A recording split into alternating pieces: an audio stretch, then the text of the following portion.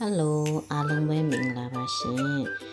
ဒီနေ့အန်တီရွှေကြော်စားဖြစ်တဲ့ဒိုင်းကောက်ကြော်လေးကိုမျှဝေပေးမှာပါခုချက်တုံဖြူလေးရယ်တားကြော်ထားတာလေးရယ်ပဲငပိလေးနဲ့အနှဲငယ်ရယ်ပေါ့နော်အဲ့ဒါလေးတွေကိုအရင်ကြော်လိုက်ပါလေရှင်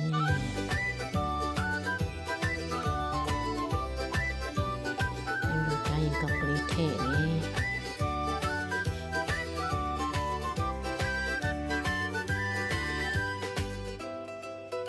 စားလေးအနှဲငယ်ပဲငံပြားလေးအနှဲငယ်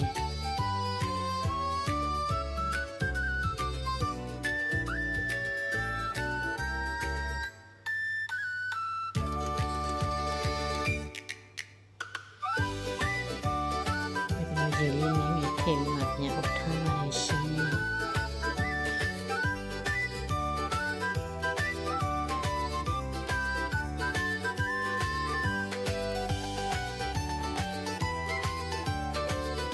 မြန်ဆန်ဆန်လေးချက်စားလို့ရတဲ့ဟင်းလေးပေါ့နော်ဒါလေးချိန်ကြာရေးပေးစင်လို့ဒီထားလို့ဆိုရပါပြီရှင်